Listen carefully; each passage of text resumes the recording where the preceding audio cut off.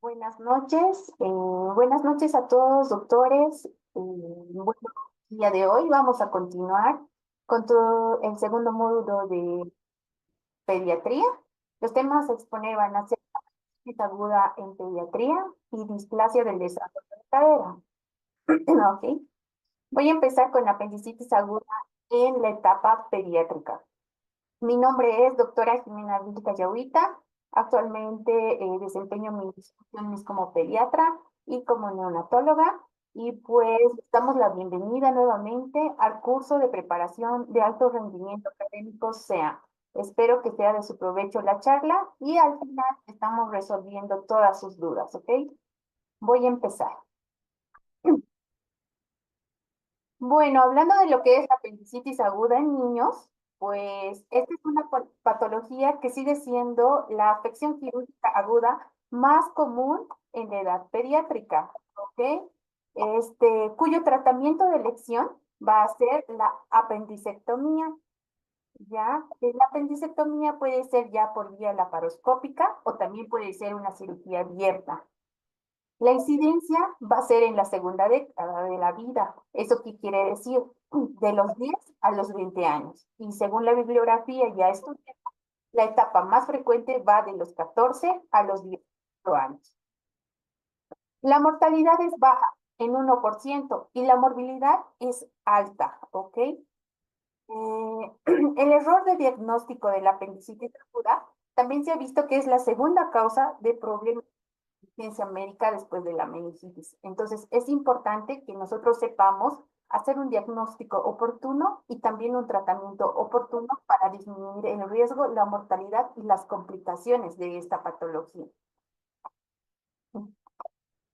Bueno, voy a empezar la charla con el caso clínico, ¿ok? Y las cosas relevantes van resaltadas en él. El caso clínico dice, nosotros estamos un día de guardia en el servicio de emergencias pediátricas. Y pues llega un niño de 10 años de edad acompañado de los padres y por un cuadro clínico de 3 días de evolución con antecedentes de dolor abdominal constante, que no cede con reposo ni con la presencia de deposiciones. Al mismo se asocian náuseas que llegan a los vómitos en varias oportunidades y las características son biliares en los últimos días. Al mismo se asocian alzas térmicas con una temperatura registrada a nivel axilar mayor a 38 grados. El paciente, cuando ingresa a la consulta, está con una postura álgida, reclinado hacia adelante. Dentro de los antecedentes patológicos de importancia, pues este niño fue diagnosticado con constipación hace una semana atrás y estaba recibiendo tratamiento con polietilenglicol. Tiene el esquema de vacunas completas y pues la valoración nutricional llegó con un peso de 30 kilos, según las curvas, se mantenía en el percentil 15, con un riesgo de desnutrición y una talla para la edad en el percentil 50, que está normal. Los signos vitales, el paciente llega taquicárdico con una frecuencia cardíaca en 120, llega un poco polineico con una respiratoria en 25 minutos, se le toma la temperatura nuevamente y se corrobora una temperatura de 38 grados. La tensión arterial está 90-60 dentro de parámetros normales. Al hacer el examen físico, pues el paciente luce con datos de deshidratación, lo vemos con el noctalmos, tiene un llenado capilar en 3 segundos y pues las mucosas, sobre todo la mucosa oral, se encuentra seca. Cardiopulmonar no tiene ninguna repercusión, el abdomen luce plano, no se evidencian lesiones dérmicas, pues a la auscultación los ruidos hidroaéreos son positivos, hipoactivos. A la palpación, un dolor, sobre todo enfocado en fosa ilíaca derecha, y pues los signos apendiculares Bloomberg, psoas, Robson son positivos. Inmediatamente ante la sospecha de un abdomen agudo, se toma una radiografía en la misma donde se evidencian niveles hidroaéreos. Hay una imagen calcificada en fosa ilíaca derecha que puede ser un apendicolito. Y pues secundaria a esto vemos un asa centinela con un hilio paralítico. Se le toma una ecografía y en la ecografía nos Porta un grosor de la pared de apéndice de 9 milímetros y presencia de líquido libre en fosa ilíaca derecha. Se le toman exámenes complementarios del laboratorio, donde se halla en un hemograma una leucocitosis de 18.000, a predominio de neutrófilos en un 78%, y pues la PCR es positiva en 22. El examen general de orina presenta hematíes, 5 por campo, y también presencia de leucocitos, 10 por campo. ¿Ok? Según este estudio o este caso clínico ante de un abdomen agudo quirúrgico, vamos a hacer el desarrollo del tema.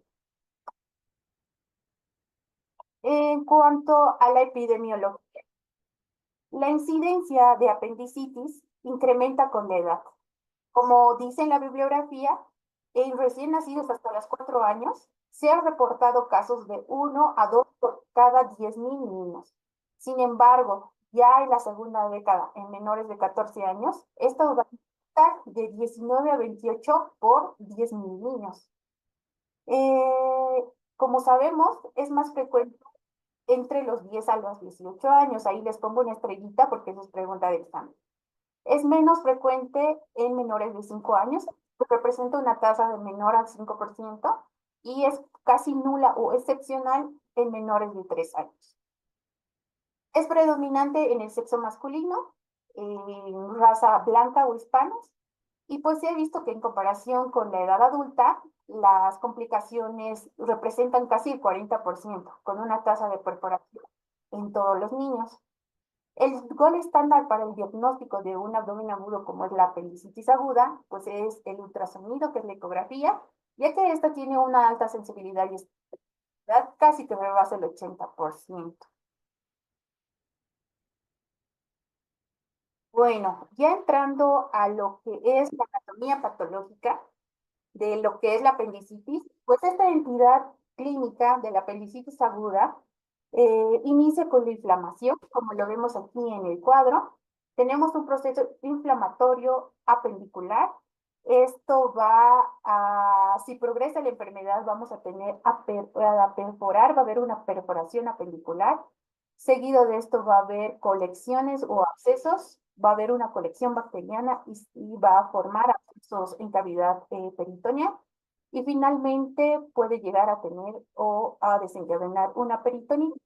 En todas las etapas de la apendicitis aguda siempre va a haber una invasión de la pared apendicular y va a haber una gran cantidad bacteriana, ¿no? En cuanto a la fisiopatología, pues la apendicitis aguda va a comenzar con una obstrucción luminal, que es el primer paso. Existen varios factores que lo van a desencadenar a esta, como por ejemplo la hiperplasia linfoidea. ¿Eso qué quiere decir? La hiperplasia linfoidea está enfocada sobre todo a que el apéndice tiene una gran cantidad de folículos linfoides mucosos, ya que desempeña una función inmunitaria muy similar a lo que es el timo y a la bosa de Fabricio. Entonces, la sobreproducción de moco a nivel intraluminal, como lo muestra el va a condicionar a una obstrucción. La presencia de materia fecal, como lo muestra el caso clínico que les había presentado, antecedente de constipación, la formación de fecalitos, también obstruyen el lumen del apéndice. La presencia de parásitos, como por ejemplo el más representativo es el Ascaris lumbricoide. Presencia de cuerpos extraños. Puede ser pacientes con antecedentes de que haya comido una bolsa de tunas, por ejemplo, ¿no? Y esas semillas pueden quedar también obstruidas en el lumen apendicular, o presencia de tumores. En realidad, todos estos factores van a condicionar a que exista un aumento en la presión intraluminal, la formación excesiva de bacterias y pues la presencia de moco también, ¿no? Secundaria esta, el incremento de la presión intraluminal va a hacer que exista una congestión y un edema, tanto de los vasos linfáticos como también de las venas. Y al haber una alteración a nivel de la perfusión, va a haber una isquemia de la pared apendicular, una proliferación bacteriana, una inflamación de inicio local y luego sistémica, y que luego va a tener una muerte celular programada como es la necrosis, ¿no? Entonces, todo este proceso va a llevar a que de una apendicitis simple lleguemos a una apendicitis gangrenada o una peritonitis. Como les había mencionado, en cuanto a la etiología, pues se ha visto que en países desarrollados con baja ingesta de fibra, sobre todo en los países de primer mundo, se ha visto que la incidencia es muy elevada en cuanto a la constipación y la presencia de fecalitos también puede ser la primera y otra causas. Como les había mencionado, cuerpos extraños, tumores, parásitos como el ascaris, y no deja de lado a una patología de base como es la fibrosis quística. La fibrosis quística puede ser una de las principales causas, ya que incrementa la cantidad de secreción de moco a nivel del lumen apendicular y este moco es aumentado y eso incrementa la incidencia. Existen también otras infecciones intestinales, tanto bacterianas como virales, que pueden condicionar a que tengamos una apendicitis, ¿no? Las bacterianas, y le pongo aquí yo también una estrellita porque es pregunta. Causas bacterianas podría ser Yersinia, la Xylella, la Salmonella. Y entre las causas virales está la mononucleosis, antecedentes de paperas o parotiditis, la presencia del rinovirus y cosas del tipo D, ¿no? Y dentro de todas estas, como punto final está llegar a la apendicectomía como tratamiento y se ha visto que pueden haber complicaciones postquirúrgicas como una colitis ulcerosa o también como una colitis por Clostridium difficile, ¿no? Dentro de otras complicaciones, podría ser, otras complicaciones que también menciona su libro, es que puedes ver una invasión bacteriana de las venas mesentéricas. Y al haber esta, pues puede llegar la sepsis a nivel de la porta, puede condicionar abscesos hepáticos como también a trombosis, ¿no? Ya entrando a lo que son las manifestaciones clínicas, pues las manifestaciones clínicas en pediatría pueden ser muy atípicas y muy variables, ¿no? No es como en el adulto que son más específicas. Los signos y los síntomas van a depender mucho de la cronología de la enfermedad, pues no es lo mismo en la primera etapa, que prácticamente las manifestaciones pueden ser muy leves, o que estemos en un cuadro de una peritonitis con repercusión hemodinámica, con alteración de hidroelectrolítica o también con repercusión ácido-base, ¿no? Es también importante la posición del apéndice, sabiendo que la más frecuente en un 50% es el trucical, y también depende mucho de la edad del paciente, ¿no? El inicio, en realidad, de esta patología es muy insidioso. Puede empezar con malestar general, el paciente puede tornarse anoréxico, los síntomas son mínimos y prácticamente quedan desapercibidos. Cuando llega el paciente a la consulta parecería que, que este niño no estuviera enfermo y la familia en muchas ocasiones las puede confundir con una gastroenteritis o con un cuadro abdominal, como una gripe estomacal viral que puede ser transitorio. Sin embargo, el cuadro abdominal puede evolucionar muy rápido si estamos frente a una apendicitis y el dolor abdominal se hace constante. El niño puede presentar vómitos biliares y pues esto rápidamente evoluciona entre las 48 y 72 horas y más del 65% puede llegarse a perforar, ¿no? El dolor abdominal, esto también es pregunta de examen, el dolor abdominal es constante, no es tipo cólico y no cede con las deposiciones líquidas en comparación o en relación a una gastroenteritis aguda, ¿no? Les había mencionado que la posición más frecuente es en el 50% de nuestro medio es retrocecal, lo que eso hace que nosotros retrasemos el diagnóstico, porque las manifestaciones clínicas son tardías, ¿no? Los vómitos son inmediatos después de que empieza el dolor abdominal, son biliares, el paciente está inapetente. A todas estas manifestaciones clínicas también puede asociarse síntomas urinarios como síntomas de diarrea de inicio y cuando ya estamos en cuadros más graves con perforación y una peritonitis, pues ya existe el hilio adinámico y puede presentarse disminución en en la peristalsis y el paciente puede presentar constipación.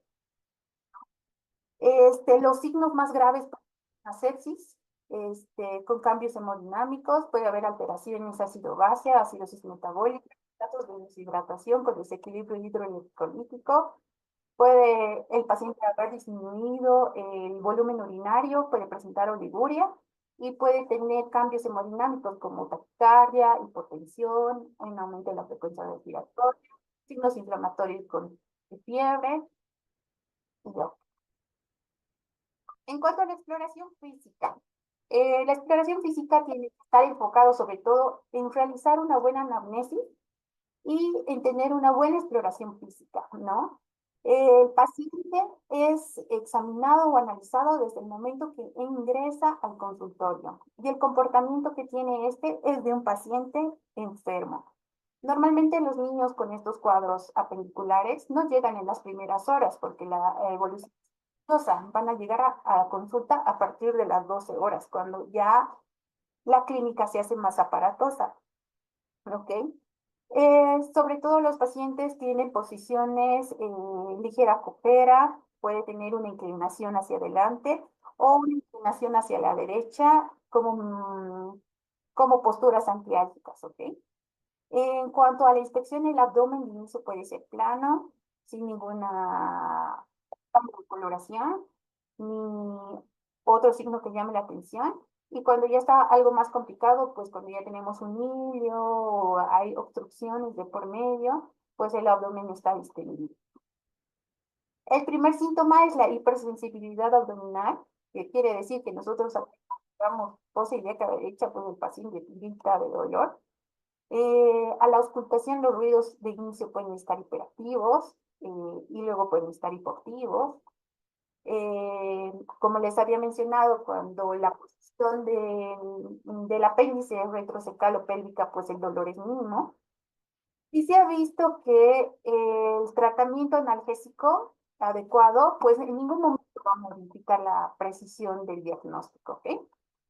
Existen varios signos que durante la exploración abdominal debemos tomar en cuenta, sobre todo el punto de McBurney, ¿no? Que es hacer referencia. Se refiere a una línea que nosotros vamos a trazar entre la espina ilíaca anterosuperior y el ombligo, y este se va a encontrar entre los dos tercios laterales y el tercio interno. Entonces, el famoso punto de McBurney, que cuando nosotros lo palpamos y al soltar tiene un intenso dolor, ya es el signo de Bloomberg. Existen también otros signos, como es el signo del psoas, ¿no? El signo del psoas en realidad se hace cuando el paciente, como lo muestra la imagen, está en decúbito lateral izquierdo, ¿no? Existe mucho dolor en fosa ilíaca derecha cuando mantenemos la cadera extendida. Y como respuesta al dolor, el paciente va a flexionar la extremidad inferior y eso hace que relaje el músculo del psoas. Y esto es una indicación de que tenemos una apendicitis retrocecal. También tenemos el signo del obturador. El signo del obturador en realidad es que vamos a presentar un dolor a nivel pélvico, como lo muestra la imagen, al flexionar el músculo derecho, ¿no? El músculo derecho lo flexionamos y el paciente presenta el dolor. El, la, este signo se lo hace cuando el paciente está en posición supina y nos puede indicar que tenemos una apendicitis pélvica, ¿no? Existen otros signos, puede ser el signo de Dumpy. Eso también quiero que lo resalten porque he visto en sus preguntas que es una pregunta de examen. El signo de Dumpy, este signo sobre todo se va a caracterizar cuando existe la presencia de dolor intenso ante el movimiento de la pared. Podemos hacer un signo de Valsalva o simplemente toses y mucho dolor en la pared abdominal. Ese es un signo positivo de Dumpy. Y el signo de Roxy exactamente se refiere al dolor de rebote en cualquier cuadrante del abdomen inferior derecho. Existe una escala. Existe una escala donde nosotros podemos calificar. La puntuación nos puede determinar o nos puede orientar ante la sospecha de un cuadro apendicular. Por ejemplo, la escala de Alvarado toma en cuenta la fiebre mayor a 38 como un punto. Anorexia, un punto. Náuseas, vómitos, un punto. Hipersensibilidad dolorosa a la tos, que sería el signo de dumping, 2 puntos. Hipersensibilidad dolorosa de la fosa ilíaca derecha, 2 puntos. Migración de dolor, un punto. Leucocitos mayor a 10.000, un punto. Y neutrófilos, un punto, ¿no? La totalidad suman 10 puntos. Cuando es menor a 4, la probabilidad de que exista un cuadro pelicular es pues muy baja. Es intermedio dudosa de 3 a 7 y mayor a 8 es altamente probable, ¿no? Entonces, mi paciente, el caso clínico que les presenté a un inicio, tenía fiebre mayor a 38. 1, tenía anorexia. 2, náuseas y vómitos. 3, tenía signo de Dumpy positivo. 4, 5, tenía leucocitosis mayor a 18. 6, tenía neutrofilia. Teníamos 7 puntos, entonces la probabilidad de que mi paciente tenga apendicitis pues era muy alta, ¿no? Más los signos radiológicos que se habían tomado. ¿Cuáles son los estudios diagnósticos? ¿Cómo yo voy a llegar al diagnóstico? Existen pruebas de laboratorio y existen pruebas de gabinete. Dentro de las pruebas de laboratorio, pues estas nos orientan mucho. Sin embargo, la sensibilidad y la especificidad que tienen estas pues es muy baja. Entre ellas podemos tener un programa completo, que en muchas oportunidades esto se encuentra de la normal, pero eso no nos descarta que estemos frente a un abdomen agudo, ¿no? En muchas oportunidades, cuando está empezando el cuadro, podemos tener leucocitosis no tan marcadas, de 11.000 a 16.000. Y cuando ya tenemos una apendicitis perforada, pues prácticamente tenemos una leucocitosis por arriba de 20.000, ¿no? También se debe tomar un examen general de orina, ya que las infecciones de tracto urinario son uno de los diagnósticos diferenciales principales de esta patología. En el examen general de orina podemos encontrar hematíes, se puede encontrar leucocitos, incluso se puede encontrar cetonas, ¿ok? Como lo hablábamos en el caso clínico de inicio. Tenemos una PCR que está incrementada por el proceso inflamatorio, entonces tenemos una PCR positiva. La proteína amiloide A también se encuentra elevada, ¿no? Y los electrolitos, mucho depende de en qué fase nos encontramos. Si nos encontramos ante un choque séptico, obviamente vamos a tener desequilibrio hidroelectrolítico y alteración de la función hepática. Pero si nos encontramos ante una apendicitis primaria que recién está iniciando, prácticamente tanto los electrolitos como la función hepática están dentro de parámetros normales. Ya haciendo énfasis en las pruebas de imagen tenemos la radiografía abdominal y tenemos la ecografía o el ultrasonido, ¿no? El ultrasonido es el gold standard con una sensibilidad y especificidad casi del 90%, pero sí nos podemos apoyar en algunos signos radiológicos, como ser, tenemos un hilio localizado o la presencia de un asa en centinela. En realidad el asa en centinela puede ser una asa fija, dilatada, muy cerca del apéndice y pues y puede representar ilio, que estamos frente a una parálisis en respuesta a la inflamación del intestino, ¿no? Existe el famoso signo de corte de colon, como lo ven aquí en la imagen, el signo de corte de colon son así como cortes que tiene todo el marco colónico y eso es secundario a niveles hidroaéreos, ¿no? Niveles hidroaéreos, en respuesta igual a la inflamación. Como una respuesta antiálgica, antiálgica podemos tener la escoliosis por el espasmo del sol. Podemos identificar un apendicolito, sobre todo en fosa ilíaca derecha. Y pues estas radiografías al inicio de la enfermedad, el 50% pueden ser normales. ¿Ok? Cuando hablamos de la ecografía, pues el principal criterio es la medición del grosor de la pared del apéndice. Y cuando tenemos un grosor por arriba de 6 milímetros, estamos hablando prácticamente de un apéndice. Al mismo tiempo podemos encontrar líquido libre en fosa ilíaca derecha, puede haber distensión luminal y puede haber algunos accesos también, que se puede ver por medio de ecografía. Existen otros estudios de imagen complementarios, como la resonancia magnética, la gammagrafía con leucocitos marcados, Este estudio en realidad no tiene exposición a radiante, no nos permite hacer drenajes percutáneos en relación o en comparación a una ecografía. Tiene alta especificidad y también alta sensibilidad y sobre todo lo vamos a usar para abscesos retroperitoneales, ¿no? Cuando ya estén complicados. La tomografía sí es igual de alto valor, tiene una especificidad y una sensibilidad del 95%.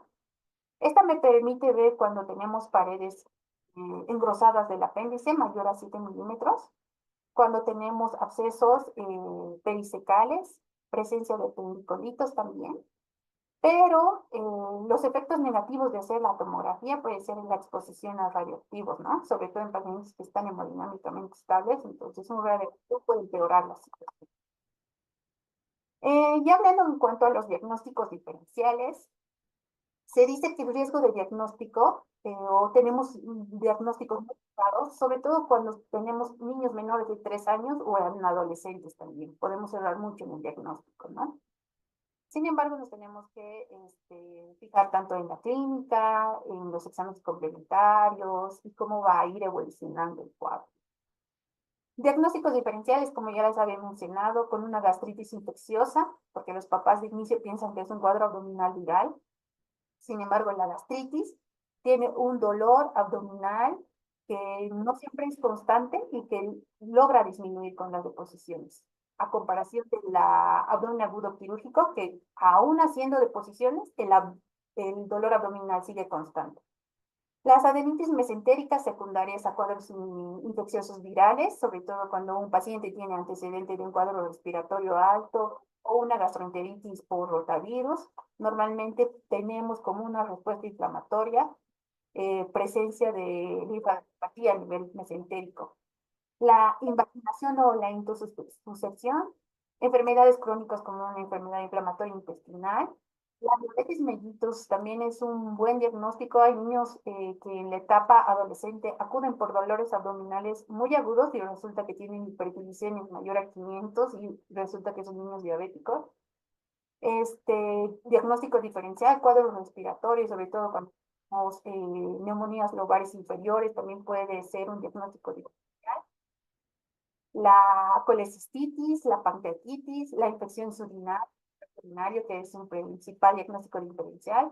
Pueden haber cuadros tumores digestivos, linfomas digestivos, una torsión testicular, sobre todo en el sexo masculino, asociado a otras enfermedades crónicas, como la enfermedad de Crohn, ¿no? Eh, el divertículo de Meckel también es un diagnóstico que no es habitual. El diagnóstico sobre todo se lo hace intraoperatorio, que es así, un divertículo de Meckel. Y cuando estamos atendiendo a mujeres adolescentes, también se ha visto que podemos tener diagnósticos diferenciales.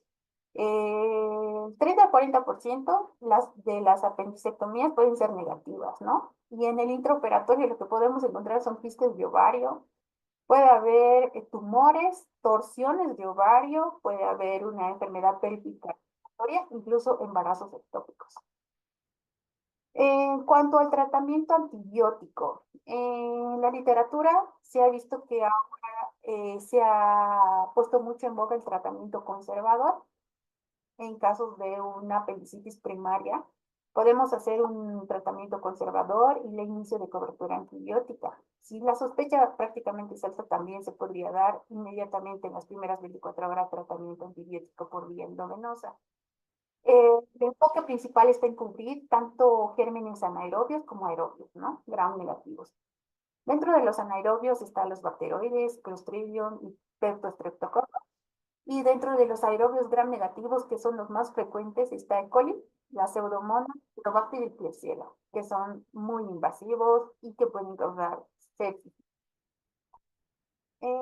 Cuando nosotros estamos frente a una sepsis que ya ha sido perforada, gangrenada, ya vamos a peritonitis, tenemos que tener un tratamiento con antibióticos de primera línea y de amplio espectro, ¿no? Como piperacillina, tazobactam, ciprofloxacina, asociado a metronidazol, y el tratamiento como mínimo deberían ser 10 días, ¿no? Otras literaturas muestran otra cobertura antibiótica también, pero en casos menos agresivos como ampicilina, gentamicina y clindamicina. Y siempre antes de intervención quirúrgica, nosotros lo que se hace es hacer un soporte preoperatorio. Lo más importante es que el paciente ingrese a quirófano en las mejores condiciones, ¿no? Entonces tenemos la fase de la estabilización, donde mejoramos la hidratación, se pone venofilisis, se hidrata, se corrige alteraciones hidroelectrolíticas, como también alteraciones ácido-base, y pues nada. Esta la había puesto igual así muy marcada, porque igual es pregunta de examen, que el uso de analgésicos, y lo nombra ahí la morfina, no modificaría la precisión del diagnóstico en ningún momento, ¿no? Ahora, en cuanto al tratamiento quirúrgico, el tratamiento de elección es apendicectomía inmediata, ¿no? Las medidas de soporte preoperatorio, como les había mencionado, y es por eso que a veces algunos lo llaman como semiprogramada, de 12 a 24 horas, es el tiempo que nosotros tomamos para hacer una mejoría en cuanto a la hemodinamia del paciente, ¿no? La técnica quirúrgica en realidad está enfocada a la laparoscopía diagnóstica y también la apendicectomía por la laparoscopía. Esta es una técnica mínimamente invasiva y pues en casos más complicados una cirugía abierta ya por cirujanos pediatras expertos, ¿no? Se clasifica también a la apendicectomía de urgencia que se debería ingresar a quirófano en las primeras 5 horas, ¿no? Y una apendicectomía de emergencia en las primeras 17 horas. No debemos pasar más de 24 horas. Cuando estamos frente a una apendicitis perforada, se debería hacer una apendicectomía primaria con la fase de estabilización que ya les había mencionado, con inicio de cobertura antibiótica.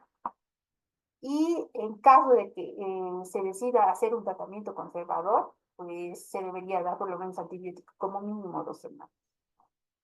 Cuando estamos frente a una apendicitis perforada y es un caso complicado, se puede ir a una peritonitis. Y cuando el paciente ya ha sido operado y es dado de alta, deberíamos continuar con cobertura antibiótica, incluso bioral. Las recomendaciones son ciprofloxacina o metronidazol, por lo menos por unos 7 a 10 días postquirúrgico, ¿no? Se ha visto mucho el tratamiento no quirúrgico. Cuando tenemos una apendicitis que no es complicada, a veces hacen el tratamiento conservador. La recuperación de este va de 75 a 80%, ¿no? Y eso mucho va a depender de los síntomas, ¿no? Los síntomas que tenga el paciente, si es menor de 7 años, depende de las imágenes que nos sugieran. Si tenemos una peritonitis, ya hay líquido libre abundante, posibilidad derecha, no podemos ir a un tratamiento conservador. La ausencia de apendicolito, la presencia de leucocitos que no sean arriba de 18.000, que esté en un margen de 5.000 a 18.000, podría pensarse en un tratamiento conservador. También habla de lo que es la apendicectomía de intervalo, ¿no? Entonces a esta se habla como una apendicitis rota, que sí es complicada, donde vamos a tener presencia de masa inflamatoria o también denominado absceso. Entonces lo que nosotros hacemos es una apendicectomía de intervalo significa que va a entrar en intervención quirúrgica, pero después de 4 semanas, ¿no?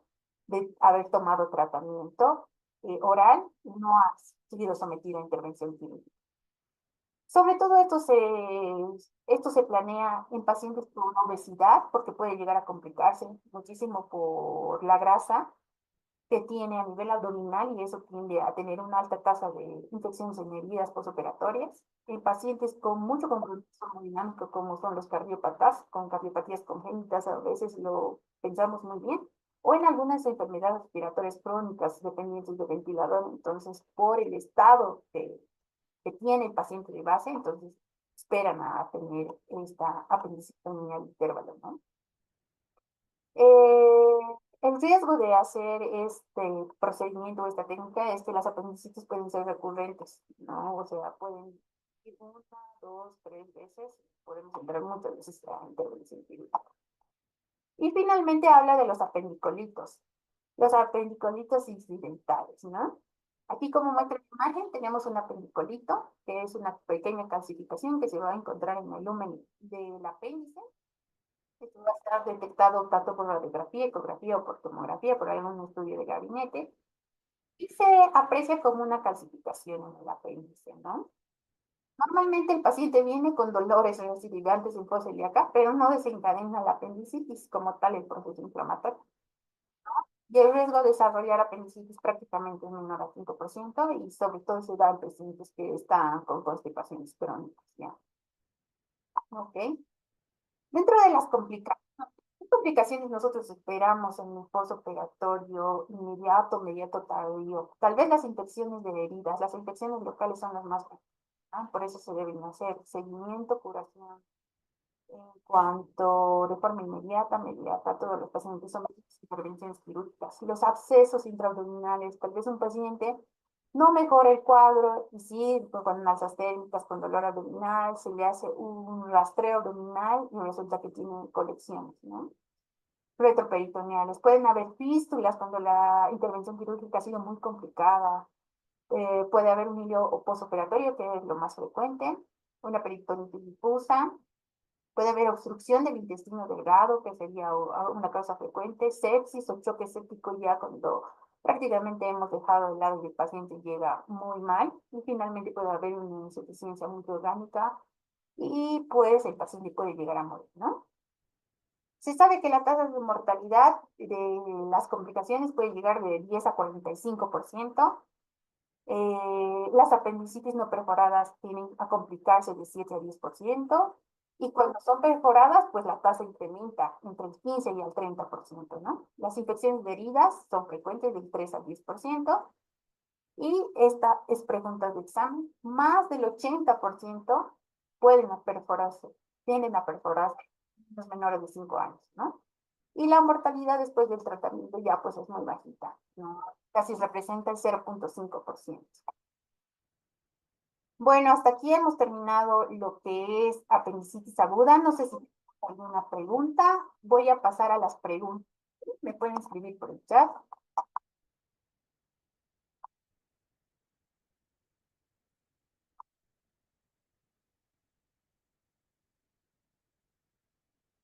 Pasamos a las preguntas.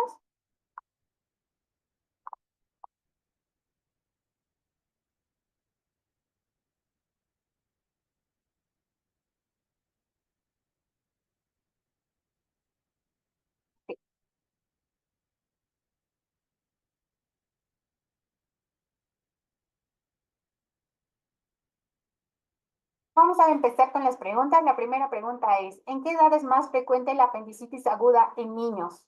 A, menor a 3 años. B, menor de 5 años. C, 5 a 10 años. D, de 10 a 18 años. A y B son correctas.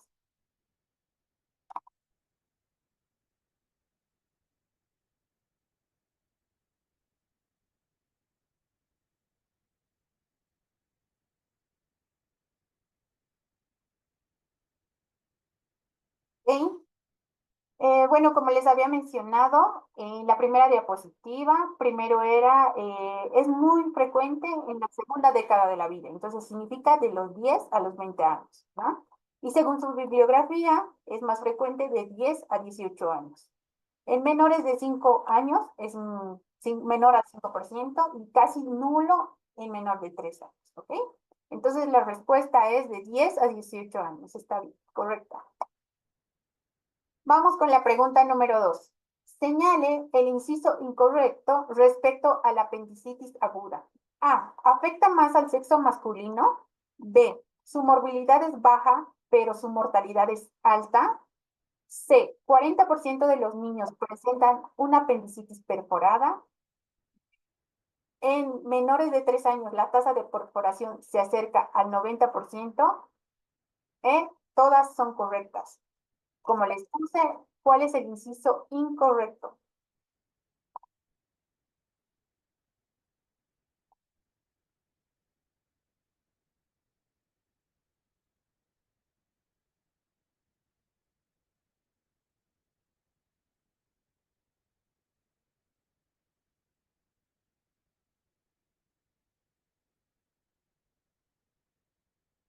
Y como les había mencionado, es frecuente en el sexo masculino. La tasa de perforación llega al 40%. Entonces, todas esas son correctas, ¿ok? La mortalidad es baja y la morbilidad es la que es alta. ¿ok? Y la respuesta es B. Su mortalidad es baja, pero su mortalidad es alta. Muy bien. Vamos a continuar, ¿ok? La pregunta 3. En la apendicitis aguda, ¿la perforación es frecuente a partir de las A, 12 horas de enfermedad, B, 24 horas de enfermedad, C, 36 horas de enfermedad, D, 48 horas de enfermedad, E, 73 horas de enfermedad? Espero sus respuestas.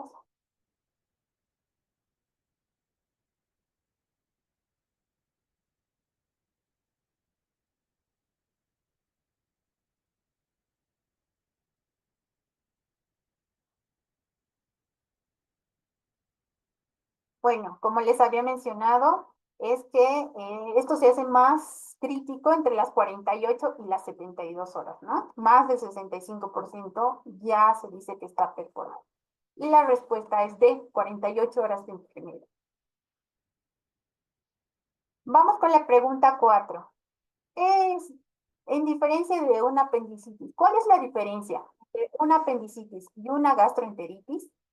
A. El dolor abdominal en la apendicitis es tipo cólico y se alivia con la defecación. B. El dolor abdominal en la apendicitis inicial es constante.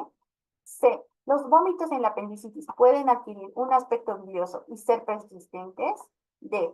Todos, E, B y C.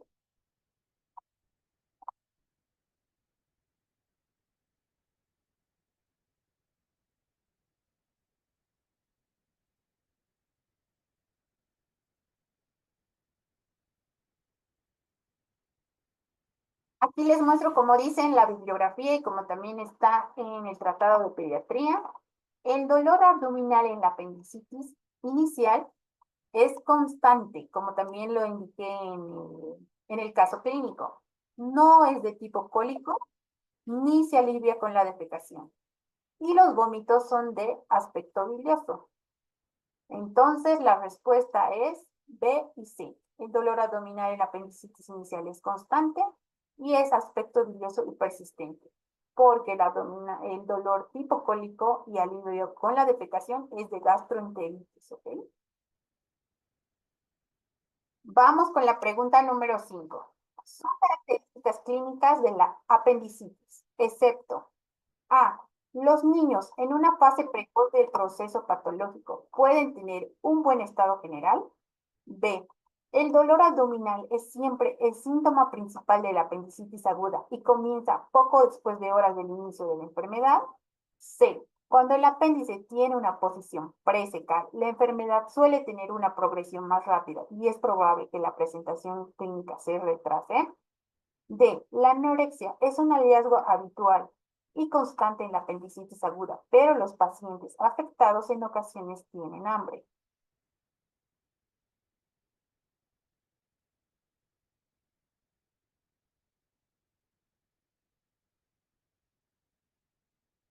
¿Cuál es la respuesta?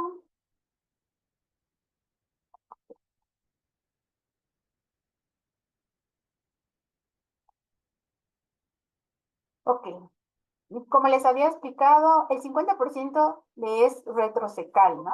Y cuando es retrocecal, la posición del apéndice normalmente se retrasa las manifestaciones clínicas.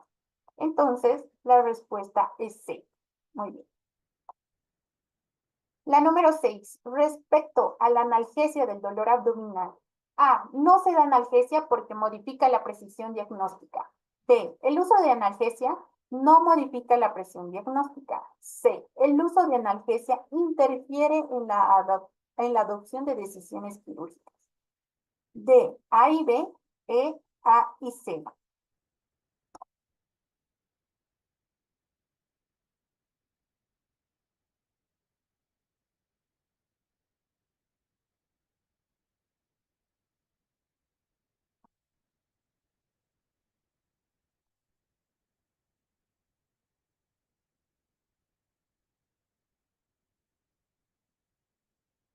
El uso de analgésicos no modifica la precisión diagnóstica y lo da como ejemplo la morfina.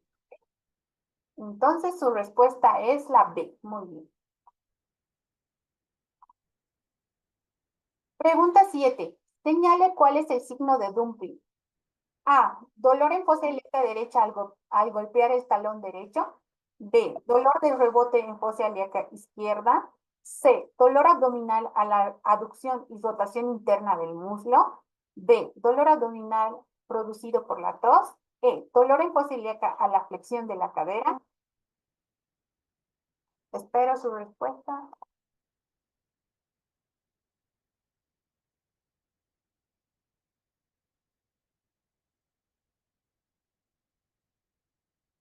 Y como les había mencionado, los signos, el signo de dumping es el dolor en mi abdomen inferior producido por un esfuerzo, ¿no? Ya sea por valsalva o por tos. ¿Ok? Entonces la respuesta es D, dolor abdominal producida por la tos. Pasemos a la pregunta número 8.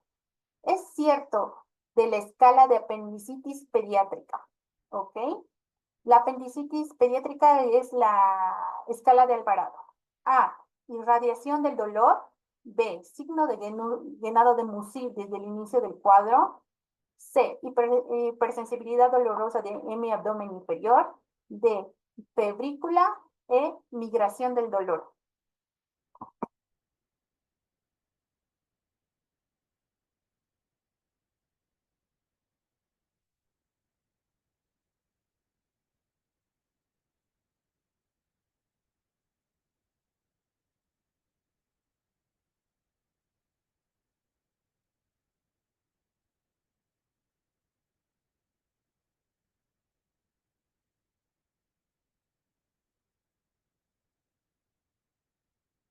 No puede ser febrícula porque febrícula es menor de 37,5.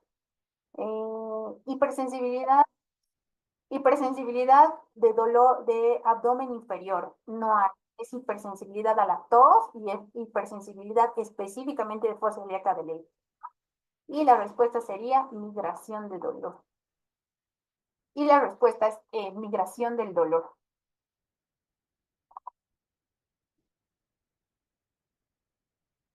La pregunta número 9. ¿Es cierto sobre las pruebas de laboratorio en la apendicitis? A. El recuento leucocitario desde el comienzo de la apendicitis siempre está elevado.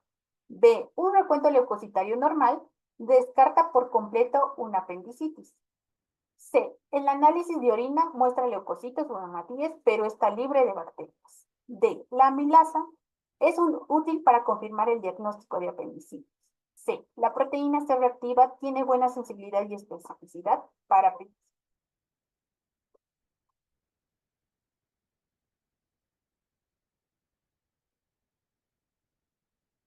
Pero su respuesta.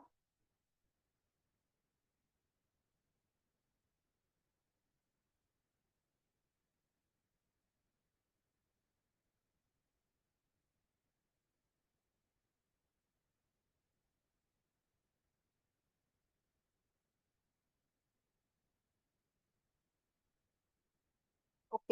Esta pregunta la vamos a desglosar una por una, ¿ok? Porque veo que tengo puras respuestas diferentes en el chat.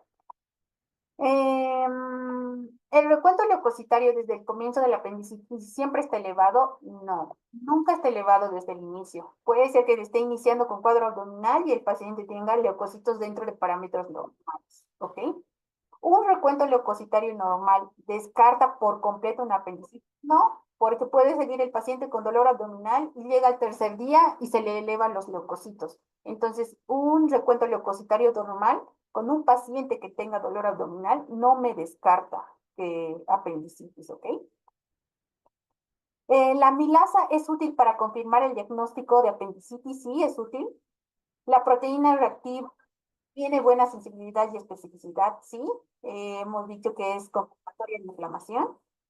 Y la respuesta, eh, la que no, es esta. El análisis de orina muestra leucocitos o hematíes, pero está libre de bacterias. En realidad, el análisis de orina sí va a mostrar leucocitos, hematíes y cetonas, pero también puede mostrar algunas bacterias, ¿ok? No siempre está libre de bacterias, ¿ok? Hemograma completo normalmente no descarta, los leucocitos pueden ser normales al inicio y luego pueden estar elevados, el examen de orina y leucocitonas, La PCR es un proceso de inflamación, proteína puede estar elevada, lo que sí no se puede elevar hasta que estemos en un estado de choque hemodinámico es los electrolitos y la función hepática, ¿ok?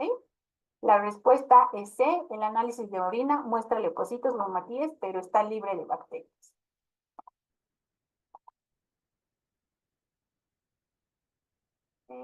Vamos a pasar a la pregunta número 10. Son hallazgos sugestivos de apendicitis aguda en una placa radiográfica de abdomen, excepto A, asas centinelas de intestino, B, escoliosis, C, signo de corte de colon, D, apendicolito calcificado, E, todas son hallazgos. Espero su respuesta.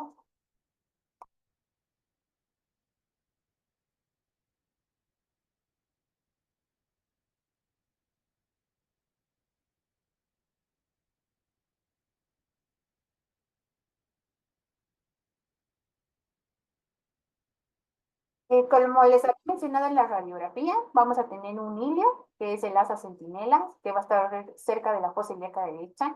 Tenemos el signo de corte de colon, presencia del apendicolito, que va a ser calcificado y que puede ser radiolúcido. Y la escoliosis también se encuentra por espasmo del psoas, ¿ok? Entonces la respuesta es E. Todos son hallazgos radiológicos, ¿ok? La número 11. Marque la incorrecta sobre las bacterias que intervienen como infección en la apendicitis aguda como etiología. A. Yersinia. B. Salmonella. C. Shigella. D. Coxsackie B. E. Todos son correctos.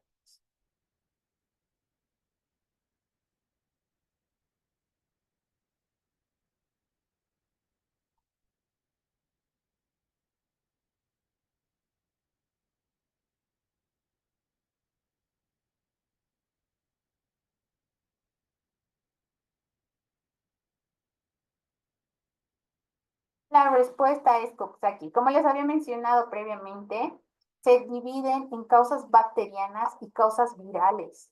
Las bacterianas es Yersinia, Salmonella y Shigella. Coxsackie también lo causa, pero es causa viral, ¿ok?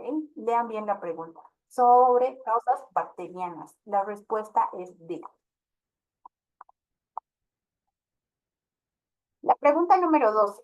¿En qué edad es menos frecuente la apendicitis aguda y representa menos del 1%? A, de 5 a 6 años, B, preescolares, C, de 12 a 18 años, D, escolares o E, menor a 3 años.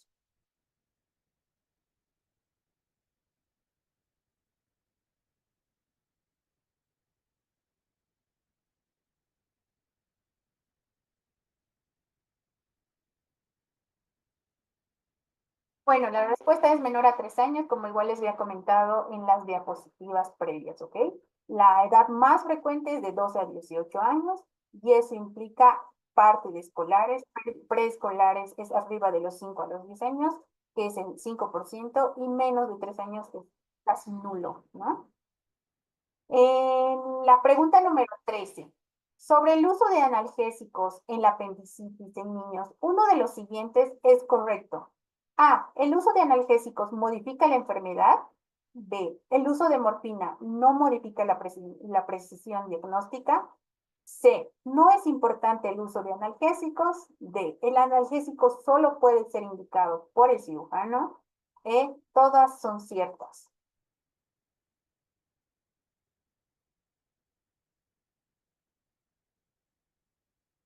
Esta pregunta es muy similar a la previa, ¿no? Tan solo que cambia aquí con la morfina. Muy bien. La respuesta es B. El uso de morfina no va a modificar nunca la precisión diagnóstica. ¿Ok? Bueno, la 14, el signo de McBurney, como les había mostrado en la imagen, A. Es en la unión de 2 tercios laterales y medio de la línea que une con la espina ilíaca anterior superior derecha y el ombligo. B. Es el dolor al rebote. C. Es la palpación profunda del abdomen seguida de liberación súbita. D. Es secundaria la flexión activa del muslo derecho o extensión pasiva de la cadera. Dolor en el aductor después de la rotación interna del muslo flexionado.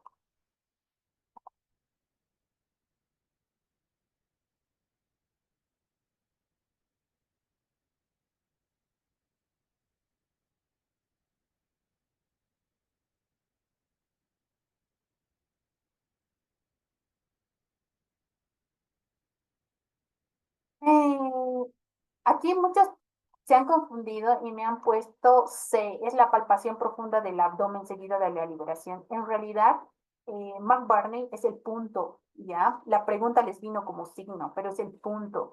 Entonces, es el punto, es la unión de los dos tercios laterales con el tercio medio y es la línea trazada entre la espina de acá, antero superior derecho y el ombligo. Cuando nosotros palpamos y soltamos, y hay mucho dolor a la liberación, eso es Bloomberg, ya no se vayan a confundir. Y bueno, creo que esta es la última pregunta. ¿El tratamiento de una apendicitis no complicada es A, tratamiento antibiótico, B, cirugía inmediata, C, cirugía semiprogramada, D, apendicectomía o ninguno?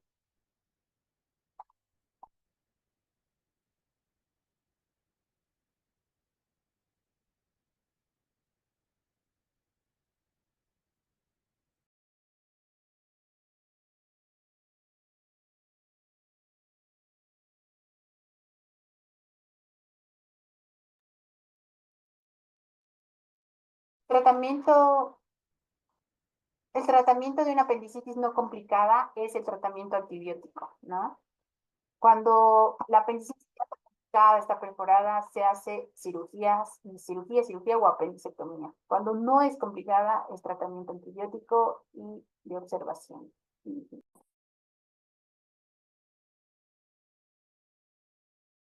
Ok, ya terminaron la ronda de preguntas de apendicitis aguda. No sé si tenemos alguna duda, o continuamos con el tema y al final resolvemos la duda.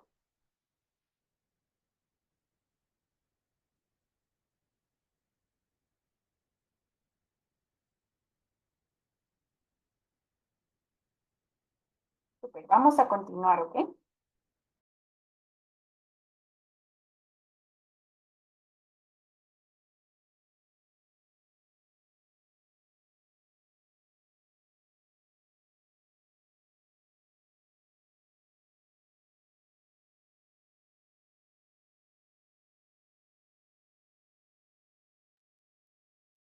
Ok, el segundo tema es displasia del desarrollo de la cadera. Pues este es igual una condición muy importante, sobre todo en lactantes menores. Y pues si hacemos un diagnóstico oportuno, hacemos un tratamiento oportuno, las secuelas van a disminuir, ¿ok? Es importante saber que la cadera comienza su desarrollo a la séptima semana de gestación. Y pues para saber en cuanto a la fisiopatología, es importante saber que la articulación coxofemoral en realidad va a estar formada por la cabeza del fémur, por el acetábulo, que es el cartílago, por el labrum, que es un reborde fibrocartilaginoso, y por el cartílago trirradiado, ¿no? El cartílago trirradiado va a estar formado por ilion, isquion y pubis, ¿ok? El término displasia, como tal, pues hace énfasis a una cadera inmadura, ¿no? Entonces, ya hablando en cuanto a las generalidades, la displasia del desarrollo de la cadera, actualmente llamada así, es una patología de la articulación de la cadera porque esta cadera es inmadura, ¿ok? Entonces, al ser inmadura, anteriormente se conocía como luxación congénita de la cadera, pero actualmente es displasia del desarrollo de la cadera. ¿Ok? Existen algunas clasificaciones o algunas denominaciones para que nosotros estemos bien enfocados en cuanto a la terminología. Displasia es la alteración morfológica y del desarrollo del acetábulo. ¿Ok? Entonces, displasia es pregunta de examen, es alteración morfológica y desarrollo de solo el acetábulo, como muestra de imagen. ¿A qué llamamos subluxación? La subluxación, como muestra aquí la imagen, en realidad es cuando existe un contacto parcial, como muestra aquí, entre la cabeza del fémur y el acetábulo. ¿Y cuándo decimos que hay luxación? Cuando prácticamente existe una ausencia de contacto entre las superficies articulares de la cadera, ya sea de la cabeza del fémur o del acetábulo. Entonces, displasia, alteración morfológica solo acetabular. Subluxación, contacto parcial del acetábulo con cabeza femoral. Y luxación, ausencia de contacto de ambas superficies, ¿ok? Existe otra clasificación donde dicen que tenemos una displasia que va a ser típica y otra displasia que es teratogénica. La típica normalmente es la que se presenta en nuestra comunidad y pues la causa no es genética. Y cuando hablamos de teratogénica, la causa más representativa pues es la artrogriposis, ¿no? Que las causas son genéticas y alguna predisposición familiar. Ya hablando un poco más de lo que es la etiología y los factores de riesgo, en realidad la causa es desconocida, pero existen muchos factores que pueden lograr influir en esta patología, como son factores hormonales, factores mecánicos, factores genéticos, que van a hacer que haya una alteración en la articulación coxofemoral, ¿ok? Existen antecedentes familiares y eso representa el 12 al 33%. El sexo predominante con esta patología es el sexo femenino en un 80%, sobre todo por el factor hormonal. Y la presentación podálica representa el 2 al 3%. Existen otras causas por menor espacio intrauterino, ¿no?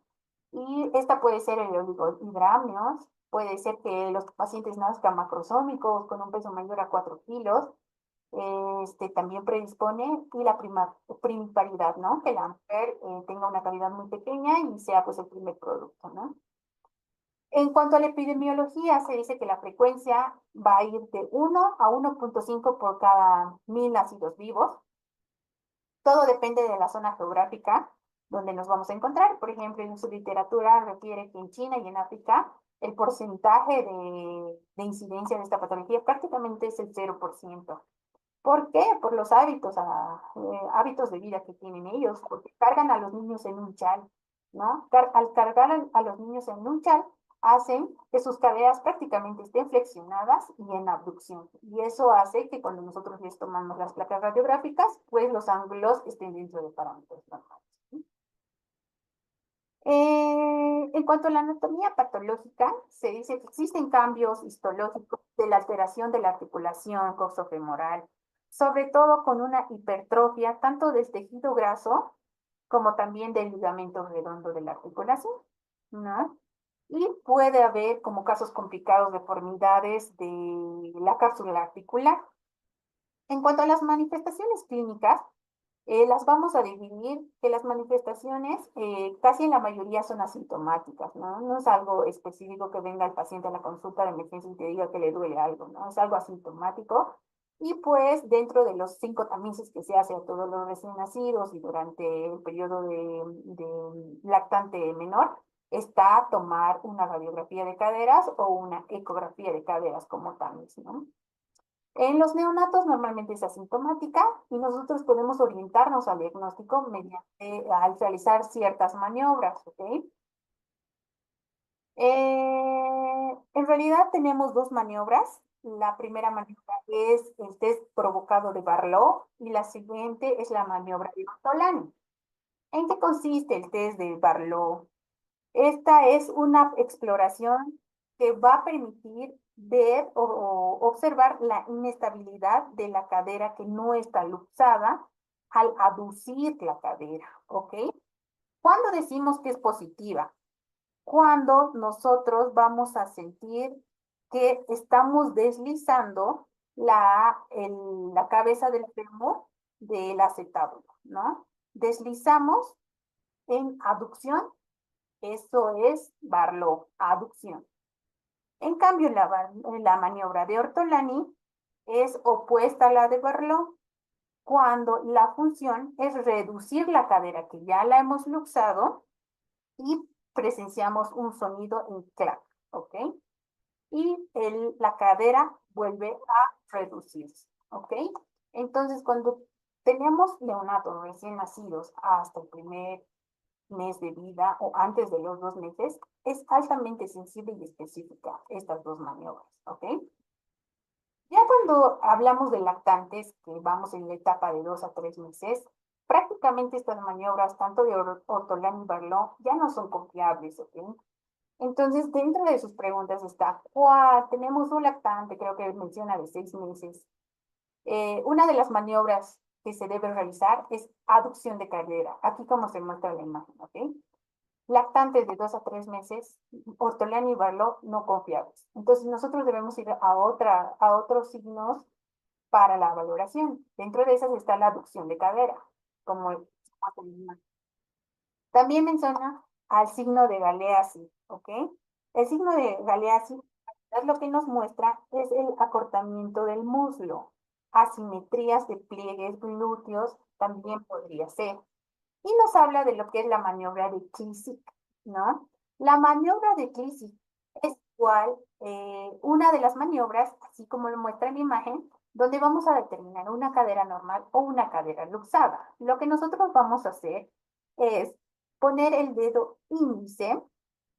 El dedo índice debe estar sobre el trocánter mayor y el tercer dedo debe ir a la cresta ilíaca.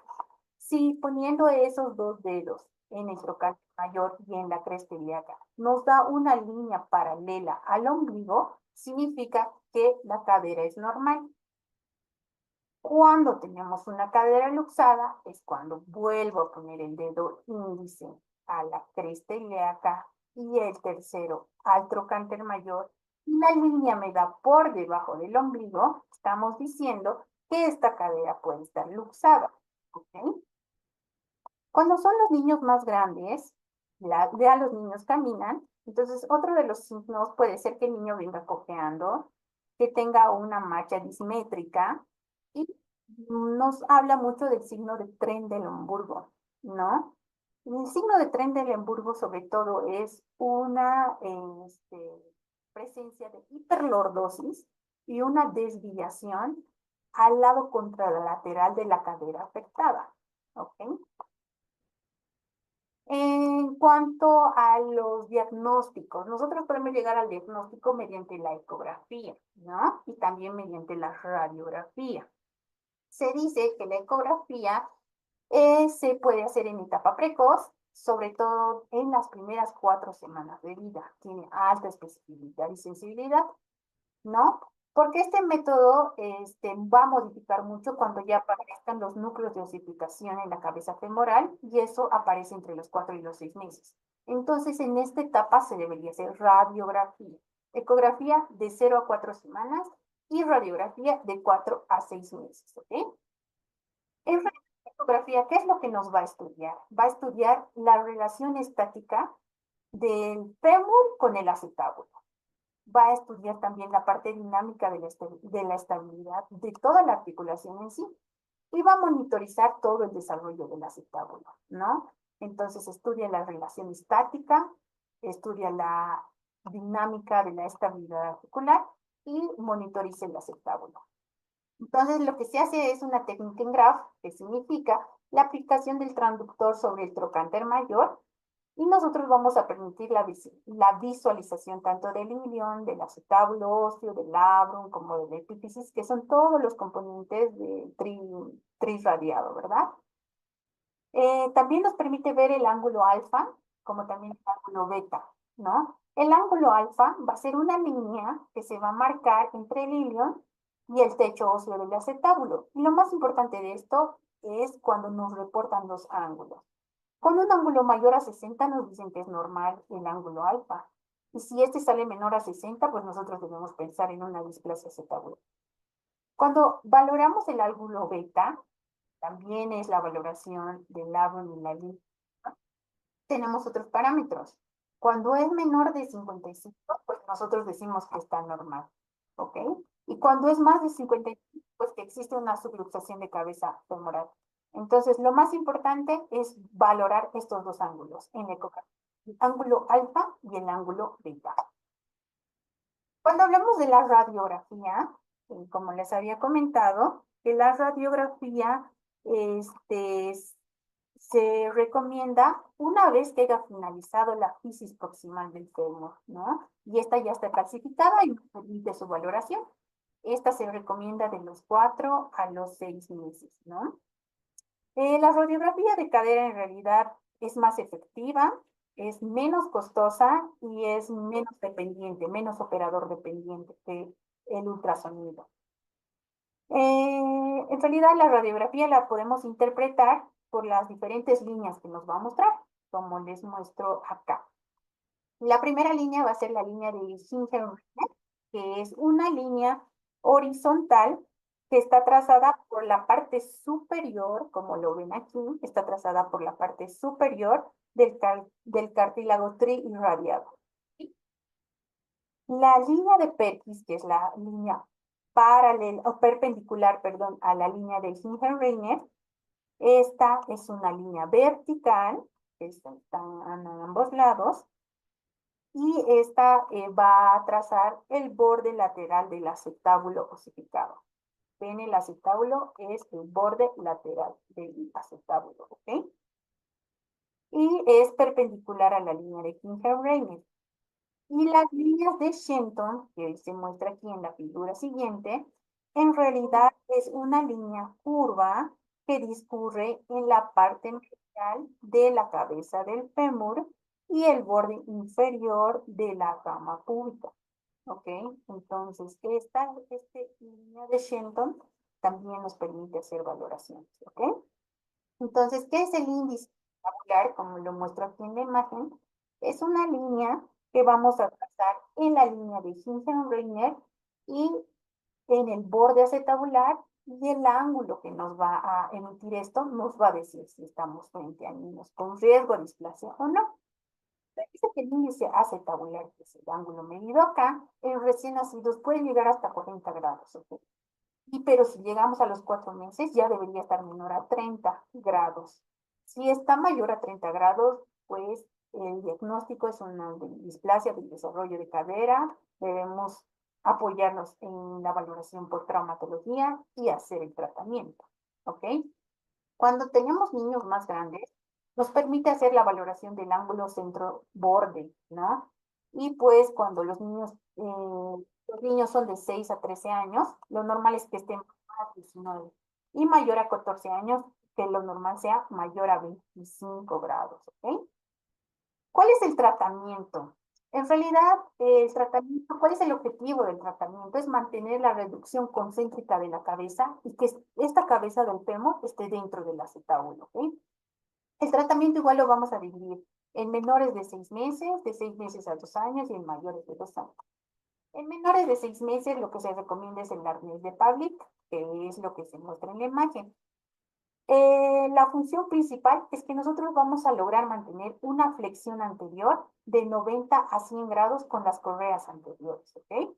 Y la cadera tiene que estar flexionada. Vamos a permitir una abducción neutra con las correderas posteriores, porque es como un corsé, ¿ok? Lo que nosotros esperamos con este tratamiento es que vamos a tener, vamos a reducir la de ortolani, sobre todo a las 6 semanas de su uso, y esto se tendría que resolver en un 95%, ¿ok? Sin embargo, por mala posición de esta, porque no está hecho bien este dispositivo, puede existir fallas o fracasos en un 50% si no damos ese correspondiente con la especialidad correspondiente que es ortopedia infantil, ¿no? En caso de tener, y pues lo más grave que podría pasar es que nosotros hagamos una abducción forzada y lleguemos a microsar la cabeza femoral, ¿no? Y entonces puede haber necrosis y en vez de mejorar al paciente, podríamos llegarlo a complicar. En cuanto al tratamiento de 6 meses a 2 años, que esto es pregunta de examen igual, ¿cuál es el tratamiento de elección? Reducción. La reducción puede ser cerrada o abierta, ¿no? También se pueden poner yeso en posición humana y pues se hace controles radiográficos. Normalmente esto se espera una mejora entre las 2 o 3 semanas, ¿no? Y posteriormente se retira el yeso. Cuando los niños son mayores de 2 años, pues ya está complicado y nosotros deberíamos ir a unas reducciones abiertas o una osteotomía femoral con acortamiento, ¿no? Y posterior a la intervención quirúrgica, incluso del niño debería estar con yeso por 6 a 12 semanas más. La principal complicación es la necrosis avascular de la epífisis femoral y pues puede llegarse a complicar puede haber complicaciones posoperatorias, pueden haber displasias acetabular y que esa cadera puede volverse a reluxar, ¿no? Bueno, eso sería en cuanto a displasia del desarrollo de cadera. No sé si tienen alguna duda o vamos a las preguntas.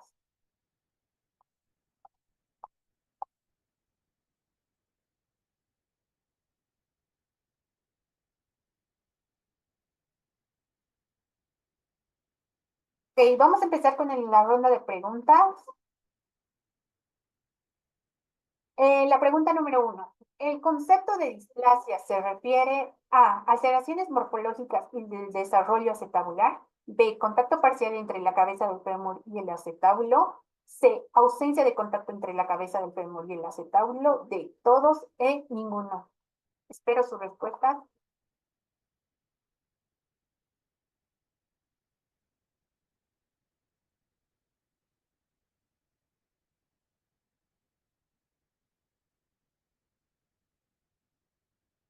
Como les había mencionado, displasia era la alteración morfológica del desarrollo acetabular. ¿Ok? Las siguientes respuestas son subluxación y luxación, como les había dicho. Y la respuesta es A, alteraciones morfológicas y del desarrollo del acetábulo. Vamos a pasar a la pregunta número 2. La probabilidad de la displasia de cadera es mayor en A, mujeres, B, antecedentes familiares, C, oligohidramios, D, elevado peso al nacer, E, todas.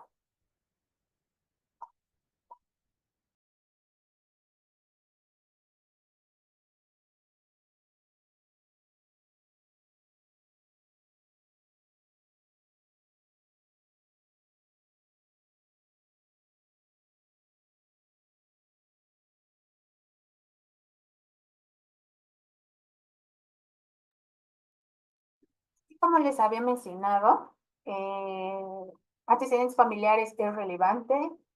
En mujeres, el 80% es relevante. Menor espacio intrauterino, oligohidramios, alto peso al nacer y primiparidad, ¿ok? Entonces, la respuesta es todas. Mujeres, antecedentes familiares, oligohidramios y elevado peso al nacer. Vamos con la pregunta número 3. Las características de la maniobra de Barlow son A. Valorar la inestabilidad de una cadera no luxada. B. Para reducir la luxación de la cadera. C. Cuando es positiva se siente como la cadera se desliza fuera del acetábulo. D. A y C. E, A y B.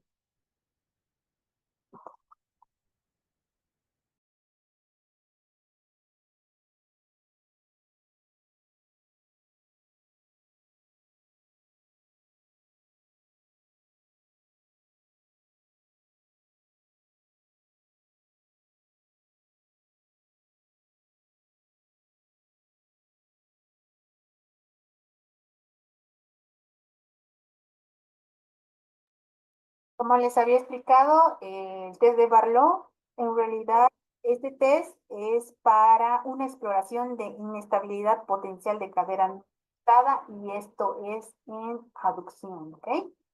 Entonces, la respuesta es D. Valora la inestabilidad de una cadera no luxada y cuando es positiva se siente como la cadera se desliza fuera del acetábulo.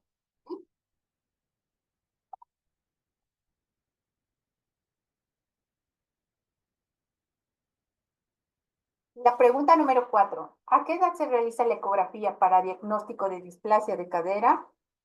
4 a 6 meses, B, 0 a 4 semanas, C, 0 a 4 meses, D, después del sexto mes.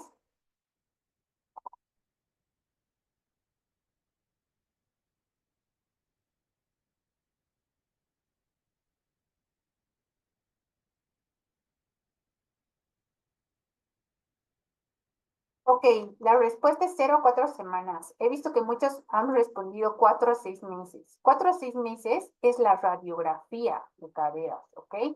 0 a 4 semanas, o sea, en el primer mes es la ecografía. 0 a 4 meses no, es 0 a 4 semanas, ¿ok? Como les había mencionado, es de 0 a 4 semanas la ecografía. Y la respuesta es B, ¿ok? Vamos a la pregunta número 5. Descripción de la línea de Perkins. Es una línea horizontal trazada por encima del cartílago trirradiado. B. Línea vertical del borde lateral del acetábulo óseo picado perpendicular a la del Hingenreiner. C. Línea curva del cuello femoral al borde inferior de la rama de pubis. D. Ángulo formado por la línea de Hingenreiner.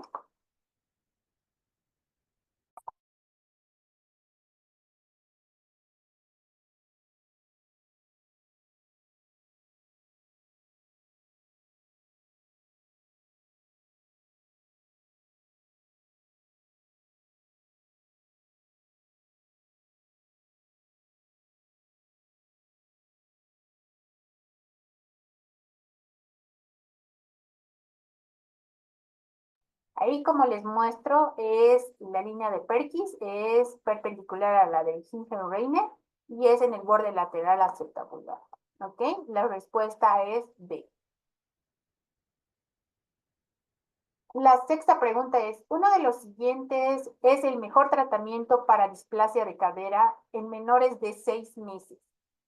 A, arnés de Pavlik.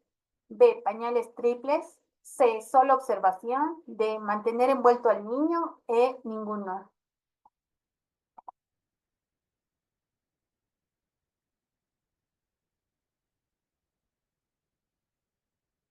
La respuesta es A, arnés de Pavlik, ¿no? Solo observación, pues nada, siempre hay que hacer el tratamiento oportuno lo más antes posible. Mantener envuelto es una contraindicación y los pañales triples, pues no. La pregunta número 7 es, ¿la reducción abierta se realiza en la edad de 0 a 6 meses, 0 a 4 semanas, 6 a 12 meses, mayor a 24 meses o en ninguno?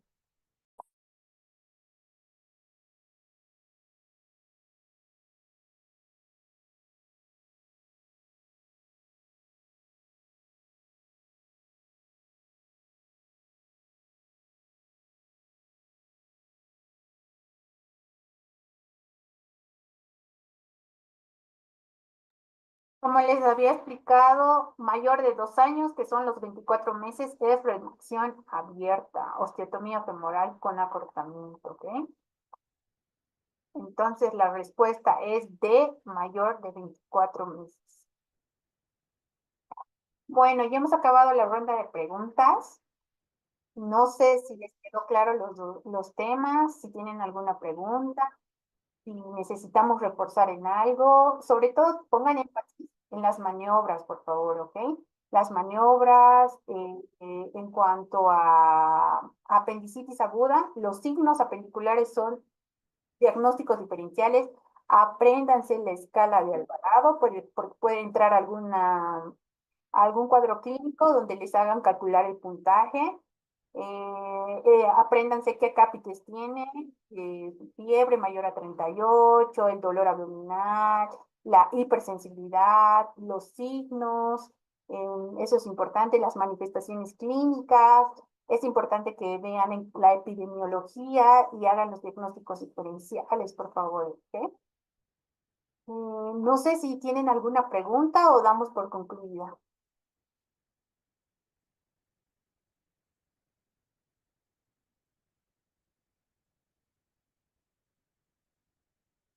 Ok. ¿Podría volver a colocar, por favor, la pregunta 13 del tema? Ok, y ahorita se las coloco, ¿ok?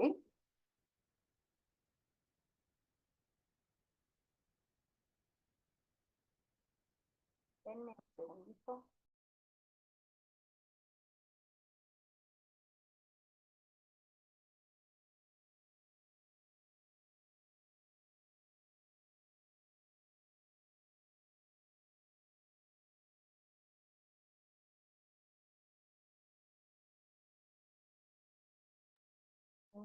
Esa es la pregunta número 13 sobre el uso de analgésico en la apendicitis en niños. Uno de los siguientes es correcto. La respuesta es el uso de morfina no modifica la precisión del diagnóstico, ¿no? Entonces, antes se decía que, pues, prácticamente en una apendicitis, mientras no la diagnostiquemos, no demos analgésicos al paciente, pero ahora la evidencia dice que el administrar analgésicos, pues, puede mejorar a las personas, podemos mejorar la estabilidad hemodinámica incluso del paciente, y esto no va a modificar la precisión diagnóstica, ¿ok? Entonces, la respuesta es no modifica precisión de los analgésicos, y en otra pregunta, viene con morfina.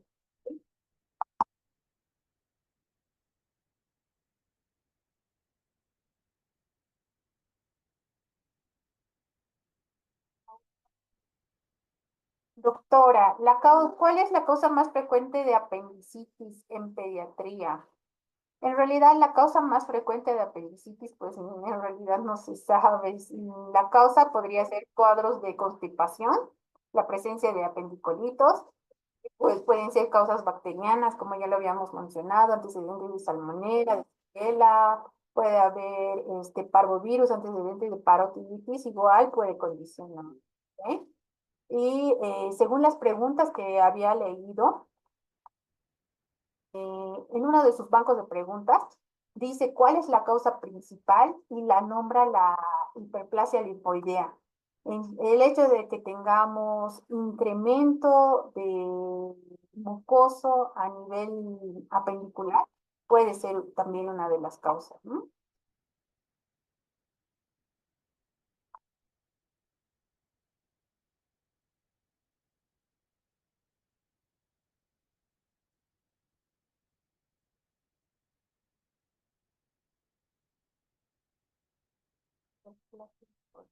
Exacto. En un examen, la hiperplasia linfoidea es la causa más importante y eso también les había puesto en la diapositiva.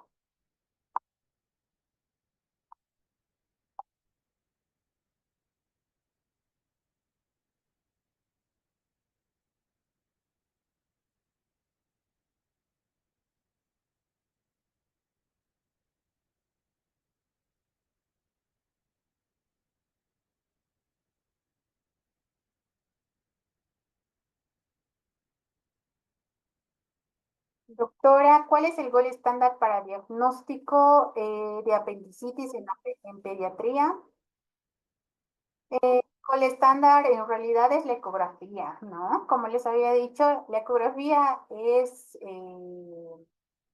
el estudio que más frecuente nosotros hacemos aquí en nuestro medio, y no tanto la tomografía, sobre todo, a pesar que tiene sensibilidad y especificidad más del 90%, de forma rutinaria nosotros no hacemos la tomografía, solo hacemos la ecografía porque es lo que tenemos a la mano, ¿no? Entonces la ecografía nos da el diagnóstico pero de una apendicitis. ¿Por qué? Porque vamos a tener ahí la visualización directa de los tejidos y vamos a ver el grosor del apéndice que va a ser mayor, si es mayor a 6 milímetros, podemos tener presencia de líquido libre, podemos tener ocupación del apendicular y pues tanto la tomografía pues no se realiza de forma rutinaria.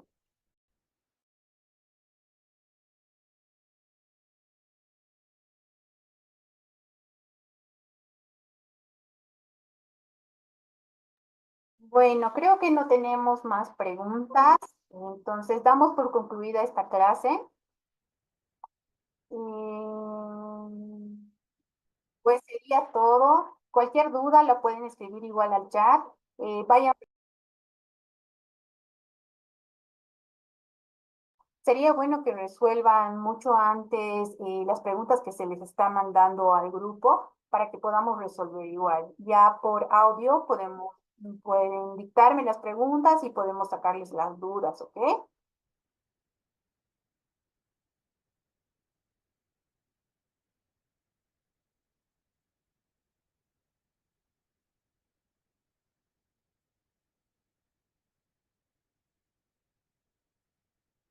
Se les ha mandado las diapositivas se las mandan incompletas para que puedan durante la clase ustedes llenar y hacer sus propios resúmenes.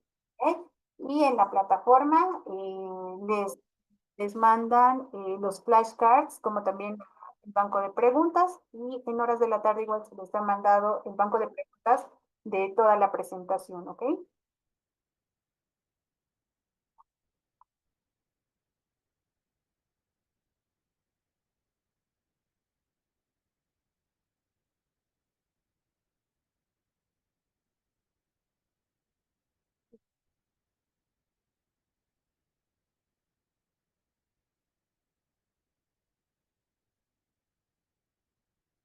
Aquí me dicen una pregunta. Doctora, en el último examen hicieron esta pregunta y la respuesta era de, cuando se escucha el clic al hacer la maniobra de abducción de la cadera, corresponde maniobra de Galea es un síndrome, ¿no? De asimetría. La maniobra de Prone, pues no corresponde a displasia de cadera. Maniobra de Murphy tampoco. La maniobra de Barlow por sí sola hace el clap, no el clic, y maniobra de Barlow y Ortolani sería la respuesta, ¿no? En realidad, igual está en el libro, cuando hacen un clic y cuando tenemos el clap, en realidad con el clic puede ser en ambas, ¿no? Y el clap solito es en Barlow.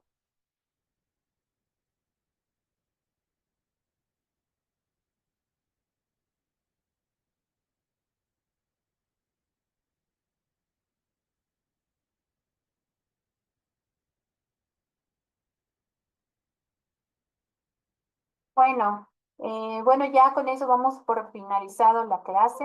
Espero que haya sido de mucha ayuda. Venga leyendo, o sea, vengan ya leyendo el tema para que sea de mayor retroalimentación y si tienen preguntas o preguntas que tengan muchas dudas, igual me lo hacen saber tanto por audio como por acá. Está súper bien, vayan respondiendo a todas las preguntas y que saquen de dudas.